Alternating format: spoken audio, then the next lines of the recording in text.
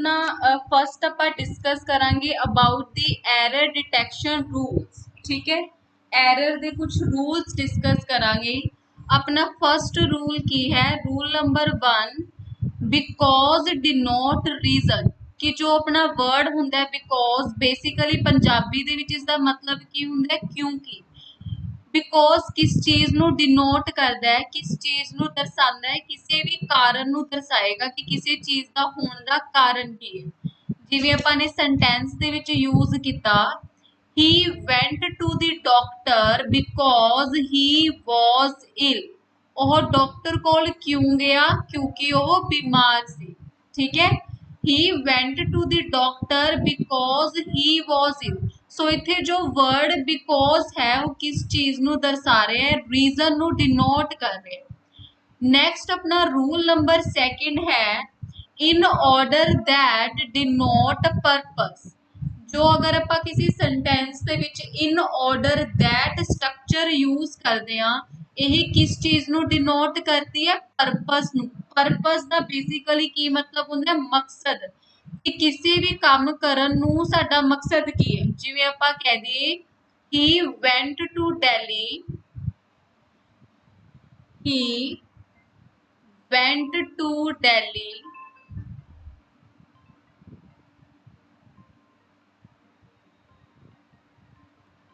in order that he might see Mr. Roy. He went to Delhi in order that he might see Mr. Roy. He might see Mr. Roy. कि ਉਹਦਾ ਦਿੱਲੀ ਜਾਣ ਦਾ ਮਕਸਦ ਕੀ ਸੀਗਾ, ਉਸਦਾ ਦਿੱਲੀ ਜਾਣ ਦਾ ਮਕਸਦ ਇਹ ਸੀ ਕਿ ਉਹ ਮਿਸਟਰ ਰੋਏ ਨੂੰ ਮਿਲ ਸਕੇ। in order that he might see Mr. Roy. So ਇਹ ਦੋਨਾਂ ਰੂਲ ਦੇ ਵਿੱਚ ਇਹ ਡਿਫਰੈਂਸ ਹੈ ਕਿ just because ਕਾਰਨ ਨੂੰ ਦਰਸਾਉਂਦਾ ਹੈ, ਬਟ ਅਗਰ ਆਪਾਂ in order that ਵਾਲੀ ਸਟਰਕਚਰ ਯੂਜ਼ ਕਰ ਰਹੇ ਹਾਂ ਤਾਂ ਇਹ ਕਿਸ ਚੀਜ਼ ਨੂੰ ਦਰਸਾਏਗੀ, ਇਹ ਦਰਸਾਉਂਦੀ ਹੈ ਪਰਪਸ ਨੂੰ। ਠੀਕ ਹੈ, ਕਿ ਸਾਡਾ ਉਹ ਕੰਮ ਕਰਨ ਦਾ ਮਕਸਦ ਕੀ ਹੈ। ਨੈਕਸਟ ਆਪਣਾ ਹੈ rule number 3। Next one is rule number 3. Rule number 3 ਆਪਾਂ ਨੂੰ ਕੀ ਕਹਿੰਦਾ ਹੈ, nothing else should be followed by then. Nothing else should be followed by then. कि अगर ਆਪਾਂ ਨੂੰ सेंटेंस दे विच कोई भी स्ट्रक्चर नथिंग एल्स वाली स्ट्रक्चर मिलती है, अगर सेंटेंस दे विच आपां नूं नथिंग एल्स मिलता है तो उस तो बाद हमेशा आपां ने की यूज करना है, बट। नथिंग एल्स का मतलब है कुछ भी नहीं, बट का मतलब हुंदा है पर। जिवें आपां बोलीए it is nothing else, it is nothing else, कि ये होर कुछ भी नहीं है, बट पर की है यूअर केयरलैसनेस, तोड़ी लापरवाही, your carelessness, that you have failed in the exam, that you have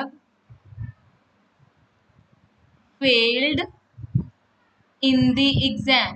कि ये सिर्फ यही कुछ नहीं है, पर थोड़ी लापरवाही है जिसके कारण तुसी पेपर दे विच की हो गए हो, फेल हो गए हो। सो अगर आपां नूं कदे भी नथिंग एल्स वाली स्ट्रक्चर दिती होएगी तो उस तो बाद हमेशा आपां ने केड़ी स्ट्रक्चर यूज करनी है, बट यूज करना है। और पेपर दे विच हमेशा आपां नूं इत्थे देन लिखिया मिलेगा जो कि गलत होएगा। सो इस चीज का तुसी ध्यान रखना है। नैक्सट अपने कोल रूल है rule number 4। Rule number 4 is when suppose is used in the beginning, when suppose का मतलब की होंदा है किसी चीज नू मनना, suppose is used in beginning। अगर आप सेंटेंस के बिल्कुल ही शुरुआत दे विच केड़ी स्ट्रक्चर यूज करते हैं, suppose यूज करते हैं। ਸੁਪੋਜ਼ ਦਾ ਮਤਲਬ ਕੀ ਹੁੰਦਾ ਹੈ, ਕਿਸੇ ਚੀਜ਼ ਨੂੰ ਮੰਨਣਾ। of a sentence to denote a command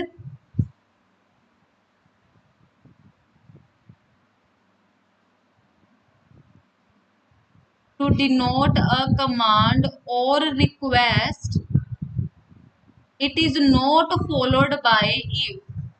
It is not followed by if। Basically मतलब की है, इसका सिंपल तुसी याद रखना है कि जो वर्ड है सुपोज और दूजा वर्ड है इफ, कभी भी ਆਪਾਂ सेम सेंटेंस ਦੇ ਵਿੱਚ सुपोज और इफ ਦੋਨਾਂ ਨੂੰ ਇਕੱਠੇ यूज नहीं कर सकते, क्योंकि जो सुपोज वर्ड है और इफ वर्ड है दोनों की ने कंडीशनल ने, दोनों किस चीज ਨੂੰ ਦਰਸਾਉਂਦੇ ਨੇ, ਕਿਸੇ ਕੰਡੀਸ਼ਨ ਨੂੰ ਦਰਸਾਉਂਦੇ ਨੇ। ਇਸ ਕਰਕੇ ਆਪਾਂ ਦੋਨਾਂ ਨੂੰ ਇਕੱਠੇ ਇੱਕ ਸੈਂਟੈਂਸ ਦੇ ਵਿੱਚ ਯੂਜ਼ ਨਹੀਂ ਕਰ ਸਕਦੇ।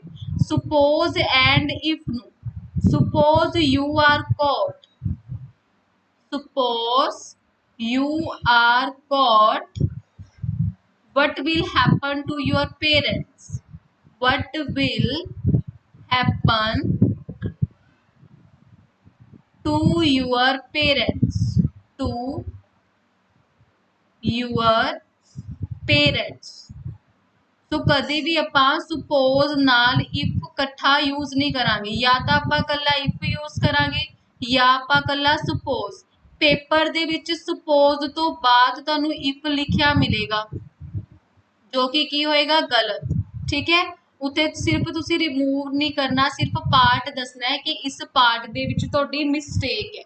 So this is all about your error detection rules।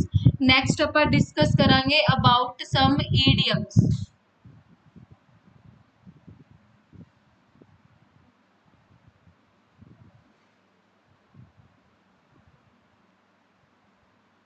Next ਆਪਾਂ डिस्कस करांगे idioms, जिन्हां दा मतलब की हुंदा है मुहावरे।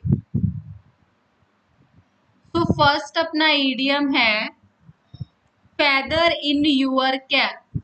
First idiom is feather in your cap, जिसका मतलब की हुंदा है you will feel proud of it, कि तुहाडे कोल जो कुछ भी है तुहानू उस चीज के ऊपर बहुत ज्यादा मान है। you will feel proud of it। feather in your cap मतलब जो भी तुहाडे कोल कुछ भी है तुहानू इस चीज के ऊपर पूरा मान है। Next one is ran in a same groove। ran in the same groove। ran in the same groove ਦਾ मतलब है advanced in harmony। Harmony the basically ਮਤਲਬ ਕੀ ਹੁੰਦਾ ਹੈ, ਹਾਰਮਨੀ ਦਾ ਮਤਲਬ ਹੁੰਦਾ ਹੈ ਕਿਸੇ ਚੀਜ਼ ਦੇ ਵਿੱਚ ਸ਼ਾਂਤੀ ਬਣਾ ਕੇ ਰੱਖਣਾ। ਸੋ ਰੈਨ ਇਨ ਅ ਸੇਮ ਗਰੂਪ मतलब ਪਹਿਲਾਂ ਤੋਂ ਹੀ ਕਿਸੇ ਚੀਜ਼ ਦੇ ਵਿੱਚ ਐਡਵਾਂਸਡ मतलब ਕਿ ਪਹਿਲਾਂ ਹੀ ਕਿਸੇ ਚੀਜ਼ ਦੇ ਵਿੱਚ ਬਹੁਤ ਜ਼ਿਆਦਾ ਸ਼ਾਂਤੀ ਹੈ, ਉਹਨੂੰ ਬੋਲਦੇ ਆ ਰੈਨ ਇਨ ਦੀ ਸੇਮ ਗਰੂਪ ਐਡਵਾਂਸਡ ਇਨ ਹਾਰਮਨੀ। ਹਾਰਮਨੀ ਦਾ ਬੇਸਿਕਲੀ मतलब ਕੀ ਹੁੰਦਾ ਹੈ ਪੀਸ। ਪੀਸ मतलब ਕਿ ਸ਼ਾਂਤੀ। ਉਸ ਤੋਂ ਬਾਅਦ ਨੈਕਸਟ वन है वोल्फशिप। वोल्फशिप का मतलब हुंदा है हाइपोक्राइट। वोल्फशिप का मतलब हुंदा है हाइपोक्राइट।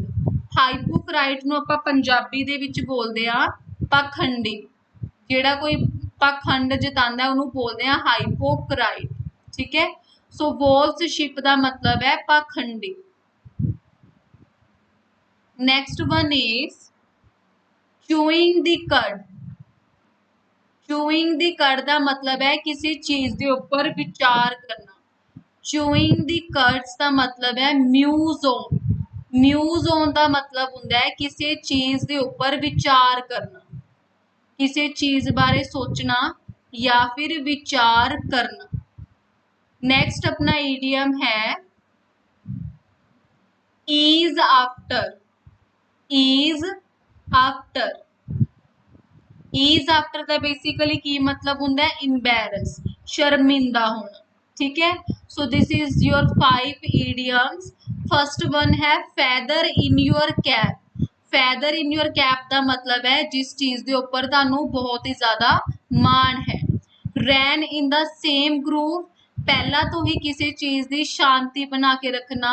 वॉल्फशिप का मतलब है हाइपोक्राइट। हाइपोक्राइट का मतलब होंदा है पाखंडी। उस तो बाद है chewing the curds, muse on किसी चीज के ऊपर विचार करना, थिंकिंग करना। इज आफ्टर मतलब embarrassed. This is all about your important idioms. Next ਆਪਾਂ डिस्कस करांगे सम इंपोर्टेंट फ्रेजेस। ठीक है, फ्रेजेस का मतलब की होंदा है कि ਜਦੋਂ ਆਪਾਂ ਕਿਸੇ वर्ब ਨੂੰ ਪ੍ਰੈਪੋਜੀਸ਼ਨ ਦੇ ਨਾਲ ਕੰਬਾਈਨ ਕਰ ਦਿੰਨੇ ਆ ਉਹਨੂੰ ਆਪਾਂ ਕੀ ਬੋਲਦੇ ਆ फ्रेज। ਜਦੋਂ ਆਪਾਂ ਕਿਸੇ ਵੀ वर्ब ਨੂੰ, कोई भी वर्ब है ਉਹਨੂੰ ਆਪਾਂ ਕੀ ਕੰਬਾਈਨ ਕਰ ਦਿੰਨੇ ਆ, ਕਿਹਦੇ ਨਾਲ ਕੰਬਾਈਨ ਕਰਦੇ ਆ ਪ੍ਰੈਪੋਜੀਸ਼ਨਸ ਦੇ ਨਾਲ, ਉਹਨੂੰ ਆਪਾਂ ਕੀ ਬੋਲਦੇ ਆ फ्रेज ਬੋਲਦੇ ਆ। ਜਿਵੇਂ ਆਪਣਾ फर्स्ट फ्रेज है look into. First phrase is look into. Look into का मतलब की होंदा है किसी चीज नू इन्वेस्टिगेट करना। लुक इनटू का मतलब है इन्वेस्टिगेट, मतलब कि किसी भी चीज की जांच पड़ताल करना। उस तो बाद अपना लुक का मतलब की होंदा है देखना। लुक इनटू मतलब इन्वेस्टिगेट, किसी चीज की जांच पड़ताल करना। नैक्सट अपने कोल है लुक ओवर। लुक ओवर का मतलब होंदा है एग्जैमिन, किसी चीज नू जांचना कि वो चीज सही है या नहीं। उस तो बाद है लुकिंग फॉर। लुकिंग फॉर का मतलब की होंदा है सर्चिंग फॉर, किसी चीज नू लभना। लुकिंग फॉर का मतलब होंदा है सर्चिंग फॉर, कि जदों कोई चीज गुम जाती है आपां उहनूं लभदे आ उहनूं बोलदे आ looking for. Next one is look out for. Look out for का मतलब होंदा है to be watch for. To be watch for भी तुसी कह सकते हो या तुसी कह सकते हो विजिलेंट, किसी भी चीज नू चौकन्ना होके लभना। First one is look into मतलब कि इन्वेस्टिगेट, किसी चीज की जांच पड़ताल करना, जांच पड़ताल करना। Next one is look over. Over मतलब एग्जैमिन, किसी चीज नू चेक करना कि कोई चीज सही है या नहीं है। Next one is looking for. Looking for का मतलब है सर्चिंग फॉर, किसी चीज नू लभना। उस तो बाद है look out for, to be watch for या फिर विजिलेंट, चौकन्ने होके कोई काम करना, चौकन्ना होके लभना। So this is all about your important phrases. Next ਆਪਾਂ डिस्कस करांगे synonyms, कुछ important synonyms जिन्हों ਆਪਾਂ पंजाबी ਦੇ ਵਿੱਚ बोलते हैं समान अर्थक शब्द। समान अर्थक शब्द का मतलब की होंदा है कि सारे शब्दां का मीनिंग तो सेम होएगा बट वर्ड अलग अलग होंगे। जिवें आपां फर्स्ट वर्ड डिस्कस करांगे अबाउट इरेडिकेट। इरेडिकेट का बेसिकली मतलब की होंदा है किसी चीज़ का खात्मा करना, किसी चीज़ नू जड़ तो मिटा देना। इरेडिकेट मतलब खात्मा करना। इनू तुसी याद रख सकते हो डियर तो, DEAR, डियर। डी का मतलब होंदा है किसी चीज़ नू डिस्ट्रॉय करना, खात्मा करना। ई का मतलब होंदा है एक्सटर्मीनेट। एक्सटर्मीनेट भी की होंदा है किसी चीज़ नू जड़ तो उखाड़ना। ए का मतलब होंदा है अबोलिश, किसी चीज़ नू मिटाना। आर का मतलब भी की होंदा है रिमूव, किसी चीज़ नू मिटा देना। एक तुसी होर एक्स्ट्रा याद रख सकते हो दैट इज अ अपरूट। तो इरेडिकेट का मतलब होंदा है खात्मा करना। डियर, डी मतलब डिस्ट्रॉय, ई मतलब एक्सटर्मिनेट, ई मतलब अबोलिश, आर मतलब रिमूव। नेक्स्ट अपना वर्ड है, नेक्स्ट वर्ड इज सुपरफ्लोज। सुपरफ्लोज। सुपरफ्लोज का मतलब की होंदा है जदों कोई चीज़ जरूरत तो ज़्यादा होंदी है, जरूरत तो ज़्यादा, कि जिन्नी चीज़ की आपां नूं जरूरत है उस तो ज़्यादा अगर अपने कोल कोई चीज़ होंदी है उन्होंने बोलते हैं सुपरफ्लोज। ਇਹਦਾ ਤੁਸੀਂ ਯਾਦ ਰੱਖ ਸਕਦੇ ਹੋ ਸ਼ੋਰ। ਸ਼ੋਰ ਦਾ ਮਤਲਬ ਕੀ ਹੁੰਦਾ ਹੈ? ਪੱਕਾ ਕਰਨਾ। ਤਾਂ ਸ਼ੋਰ ਤੋਂ ਤੁਸੀਂ ਯਾਦ ਰੱਖ ਸਕਦੇ ਹੋ। ਐਸ ਦਾ ਮਤਲਬ ਹੁੰਦਾ ਹੈ ਸਰਪਲਸ। ਸਰਪਲਸ ਦਾ ਵੀ ਕੀ ਮਤਲਬ ਹੈ? ਜ਼ਰੂਰਤ ਤੋਂ ਜ਼ਿਆਦਾ ਕੋਈ ਚੀਜ਼ ਹੈ। ਯੂ ਦਾ ਮਤਲਬ ਹੁੰਦਾ ਹੈ ਅਨਨੈਸੈਸਰੀ। ਅਨਨੈਸੈਸਰੀ ਨੈਸੈਸਰੀ ਕੀ ਹੁੰਦਾ ਹੈ? ਜ਼ਰੂਰਤਮੰਦ। ਅਨਨੈਸੈਸਰੀ ਜ਼ਰੂਰਤ ਤੋਂ ਜ਼ਿਆਦਾ। ਆਰ ਦਾ ਮਤਲਬ ਹੁੰਦਾ ਹੈ ਰਿਡੰਡੈਂਟ। ਰਿਡੰਡੈਂਟ ਦਾ ਮਤਲਬ ਵੀ ਕੀ ਹੈ? ਕੋਈ ਚੀਜ਼ ਜ਼ਿਆਦਾ ਹੈ। ਈ ਤੋਂ ਤੁਸੀਂ ਦੋ ਵਰਡ ਯਾਦ ਰੱਖ ਸਕਦੇ ਹੋ। ਇੱਕ ਤਾਂ ਹੁੰਦਾ ਹੈ ਐਕਸੈਸਿਵ। ਐਕਸੈਸਿਵ ਮਤਲਬ ਜ਼ਿਆਦਾ। ਜਾਂ ਤੁਸੀਂ ਯਾਦ ਕਰ ਸਕਦੇ ਹੋ ਐਗਜ਼ੋਰਬਿਟੈਂਟ। ਐਗਜ਼ੋਰਬਿਟੈਂਟ ਦਾ ਮਤਲਬ ਵੀ ਕੀ ਹੁੰਦਾ ਹੈ? ਕਿਸੇ ਚੀਜ਼ ਦਾ ਰੇਟ ਬਹੁਤ ਜ਼ਿਆਦਾ। ਸੋ ਸੁਪਰਫਲੋਸ ਦਾ ਮਤਲਬ ਹੈ ਜ਼ਰੂਰਤ ਤੋਂ ਜ਼ਿਆਦਾ ਕੋਈ ਚੀਜ਼ ਹੋਣਾ। श्योर। एस मतलब सरप्लस। यू मतलब अननेसेसरी। आर मतलब रिडंडेंट। ई मतलब एक्सेसिव एंड एग्जॉर्बिटेंट। नेक्स्ट अपना वर्ड है, थर्ड वर्ड इज परजीवीरेंस। परजीवीरेंस का मतलब की होंगे है कि जेड़ा बंदा लगातार मेहनत कर ले। परजीवीरेंस। परजीवीरेंस का मतलब है बिना रुके लगातार मेहनत करना। लगातार मेहनत करना या कोई भी काम कॉन्टीन्यूसली करना, ਉਹਨੂੰ ਆਪਾਂ ਬੋਲਦੇ ਆ ਪਰਸੀਵੀਰੈਂਸ। ਸਟੈਪ ਤੋਂ ਤੁਸੀਂ ਯਾਦ ਕਰ ਸਕਦੇ ਹੋ ਸਟੈਪ, ਕਿ ਜ਼ਿੰਦਗੀ 'ਚ ਆਪਾਂ ਨੂੰ ਸਟੈਪ ਚੱਕਣੇ ਪੈਂਦੇ ਆ। ਐਸ ਦਾ ਮਤਲਬ ਹੁੰਦਾ ਸਟੈਡ ਫਾਸਟ। ਸਟੈਡ ਫਾਸਟ ਦਾ ਮਤਲਬ ਹੈ ਦ੍ਰਿੜ ਨਿਸ਼ਚੇ ਕਰਕੇ ਕੋਈ ਕੰਮ ਕਰਨਾ। ਟੀ ਦਾ ਮਤਲਬ ਹੁੰਦਾ ਹੈ ਟੈਨੇਸਿਟੀ। ਟੈਨੇਸਿਟੀ ਦਾ ਮਤਲਬ ਵੀ ਹੈ ਲਗਾਤਾਰ। ਈ ਦਾ ਮਤਲਬ ਹੈ ਐਂਡੋਰੈਂਸ। ਐਂਡੋਰੈਂਸ ਦਾ ਮਤਲਬ ਹੁੰਦਾ ਹੈ ਕਿ ਪੇਸ਼ੈਂਸ, ਸਬਰ ਰੱਖ ਕੇ ਕੋਈ ਕੰਮ ਕਰਨਾ। ਔਰ ਪੀ ਦਾ ਮਤਲਬ ਹੁੰਦਾ ਹੈ ਪਰਸਿਸਟੈਂਟ। ਪਰਸਿਸਟੈਂਟ ਦਾ ਮਤਲਬ ਵੀ ਕੀ ਹੈ? ਕਿਸੇ ਕੰਮ ਨੂੰ ਲਗਾਤਾਰ। ਸੋ ਪਰਸੀਵੀਰੈਂਸ ਮਤਲਬ ਲਗਾਤਾਰ ਮਿਹਨਤ ਕਰਨਾ। ਸਟੈਪ। ਐਸ ਮਤਲਬ ਸਟੈਡਫਾਸਟ। ਟੀ ਮਤਲਬ ਟੈਨੇसिटी। ई मतलब एंडोरेंस। पी मतलब परसिस्टेंस। ठीक है। नेक्स्ट वर्ड है अपना, next word is adversity. Adversity का मतलब होंगे है कोई दुर्घटना घट जाना। एडवर्सिटी का मतलब है दुर्घटना, या आप इनू की बोल सकते हैं एक्सीडेंट भी बोल सकते हैं, कुछ बुरा हो जाना। सो इनू तुसी याद रख सकते हो M C D. M C D. M का मतलब की होंगे है मिस हैपन। मिस हैपनिंग या फिर मिस हैप बोल सकते हैं, कुछ बुरा हो जाना। ए दा मतलब होंगे है अफलिक्शन, कोई दुर्घटना घट जाना। दूजा एम का मतलब होंगे है मिसफॉर्च्यून। ठीक है। मिसफॉर्च्यून मतलब दुर्भाग्य। सी तो तुसी दो वर्ड याद रख सकते हो। एक तो अपने कोल होंगे है calamity. Next word is catastrophe. दोनों का मतलब की होंगे है कुछ बुरा हो जाना। Calamity and catastrophe. और डी का मतलब की होंगे है, डी तो आप बोलते हैं डिजास्टर, कुछ दुर्घटना हो जाना। सो this is all about your important synonyms.